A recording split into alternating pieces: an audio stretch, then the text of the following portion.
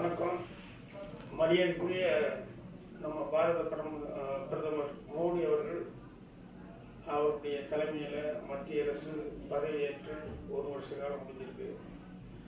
So சாதாரணமாக மாநிலங்களவையிலேயே மாநிலத்தில் தேர்தல் நடந்தாலே அடுத்தது புதுசாக ஒரு ஆட்சி வருது அப்படின்னு சொன்னோம்னா அது ஸ்டேபிள் ஆகி என்ன இருக்கிறதெல்லாம் தெரிஞ்சுக்கிட்டு அதுக்கப்புறம் அடுத்த கட்டத்துக்கு போகிறதுக்கே 1 வருஷம் தேவைப்படும். அப்படி இருக்கும்போது மத்திய அரசு அப்படிங்கும்போது நிச்சயமாக 1 வருஷத்தில் எல்லாத்தையும் இருக்கிறத ஸ்டடி பண்ணுறது தான் போதுமான அவகாசமே இருந்திருக்கும். பட் இருந்தாலும் மரியாதைக்குரிய பிரதமர் மோடி அவர்கள் அவர் ஒரு விதத்தில் கமெண்ட் பண்ணுறவங்க பண்ணுவாங்க, என்னென்னா அவர் அங்கங்கே ஊரில் போயிட்டுருக்காருன்னு. பட் நாடாக போகிற அளவுக்கு மனிதனுக்கு ஒரு தெம்புங்கிறது ஒன்று இருக்கணும். ஒரு உற்சாகமாக போகிற அளவுக்கு அதை அந்த ஷெட்யூலை பிரேக் பண்ணாமல் அப்படி போயிட்டு இருக்கிறது அதெல்லாம் தான் உண்மையிலேயே ரொம்ப ஆச்சரியமான ஒரு சமாச்சாரம். ஏன்னா மனசுலையும் இதுலேயும் அவருக்கு இன்னும் அந்த எனர்ஜி இருந்தால் தான் எல்லா இடத்துக்கும் அப்படி எல்லா நாட்டுக்கும் போக முடியும். நிறைய நாடுகளோட போய் எக்ரிமெண்ட் சைன் பண்ணியிருக்காரு. ஸோ அந்த அவ்வளோ எக்ரிமெண்ட் சைன் பண்ணதெல்லாம் அது ப்ராசஸ் ஆகி எல்லாம் கரெக்ட் ஆகிறதுக்கு ஒரு சர்டன் பீரியட் தேவைப்படுது.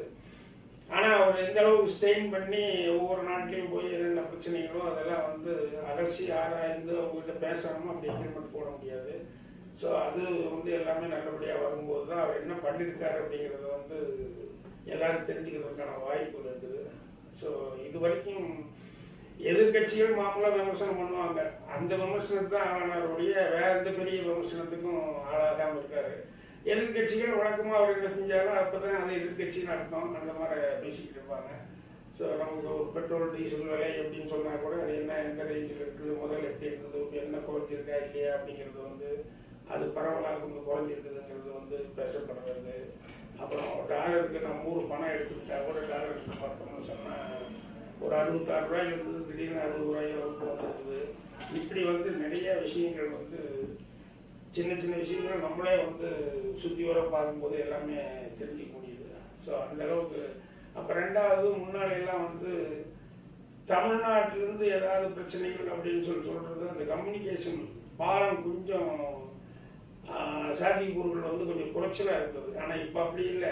இங்கேயே நண்பர் மரியாதைக்குரிய பொன் ராதாகிருஷ்ணன் அவர்கள் சென்ட்ரல் மினிஸ்டர் இருக்கிறதுனால எது ஒன்றும் டக்குன்னு சென்ட்ரலுக்கு எங்காவது போகணும் அப்படின்னு சொன்னோம்னா உடனே இங்கிருந்து அவரே தமிழ்நாட்டு சார்பாக அவரே மற்றவங்களுக்கெல்லாம் சொல்லாமல் அவரே அதை நேரடியாக அங்கே எடுத்துகிட்டு போகிறதுக்கான வாய்ப்பு இருக்குது. இப்போ சிலோன் மேட்டர்னா முதல்ல எல்லாம் இலங்கை தமிழர் பிரச்சனை அது இதுன்னு சொன்னோம்னா இங்கிருந்து அங்கே லண்டனில் நாங்கள் அங்கே சொன்னாங்க இங்கே சொன்னாங்க அப்படின்ட்டு இருக்கோம். அதெல்லாம் ரேடியில் அவரே டைரெக்டாக இங்கே என்ன நடக்குதோ ரேட்டில் பத்திரிக்கையில் பார்க்குறதுனால அவர் சென்ட்ரலில் இருக்கிறதுனால தமிழ்நாடு சார்பாக தமிழ்நாடு மக்கள் சார்பாக யாருமே பேசாமல் அவரே அங்கிருந்து எல்லாம் பண்ணிக்கிறாரு. ஸோ அவரையும் எளிமையாக தொடர்பு கொள்ள முடியக்கூடிய ஒரு இது. ஸோ அவரும் மத்திய மந்திரியாக இருக்கிறது நமக்கு தமிழ்நாட்டுக்கு ஒரு ஆரோக்கியமான இது.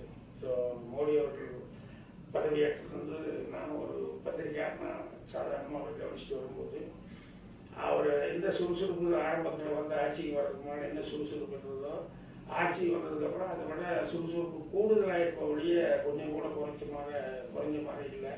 ஸோ எனர்ஜெட்டிக்காக நம்ம பிரதமர் இருக்காரு அப்படிங்கிறதே அதே முதல்ல ஒரு பெருமைக்குரிய ஒரு சமாச்சாரம். பிரதமர் யாரும் 2 பேர் கைத்தாங்களை கூப்பிட்டு வராம டக்கு ஃப்ளைட் ஏறது இறங்குறது கடந்து போகிறது வர்றது, ஒரு நாளைக்கு இங்கே இருக்காரு சார், ஒரு நாளைக்கு அங்கே இருக்காரு, அந்த நாட்டில் இந்த நாட்டில் அப்படின்னு சொல்லிட்டு அந்த எனர்ஜெட்டிக்காக இருக்கிறதுங்கிறதே ஒரு பெரிய சமாச்சாரம்.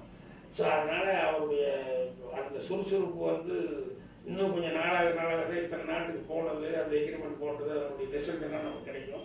ஸோ அதனால இன்னைக்கு வரைக்கும் இப்போ இந்த 1 வருஷத்துல பிரதமர் நல்ல சுறுசுறுப்பாக செயல்பட்டு இருக்காரு.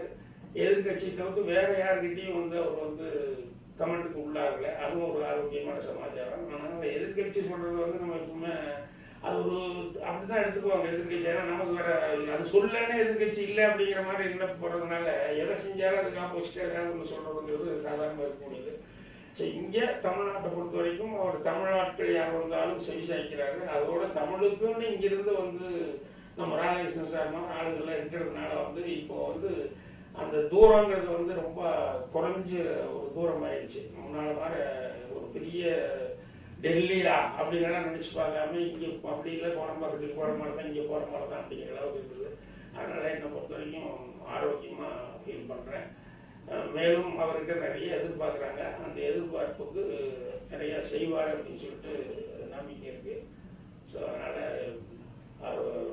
சூழல் வந்து அரசியல் சூழல் வந்து வெளிநாட்டுக்காரங்களாம் கூட கவனிச்சுட்டு தான் இருப்பாங்க. ஏன்னா அவர் மோடி வந்திருக்காரு அப்படின்னு சொல்ல முடியுமே ஏதாவது சலசலப்பு இருக்கா, அது இருக்கா, இது இருக்கான்னு எல்லாரும் கவனிச்சுட்டு தான் இருப்பாங்க.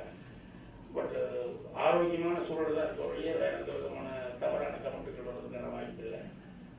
பாராட்டக்கூடியான ஆட்சி. சந்தோஷமா இருக்கு.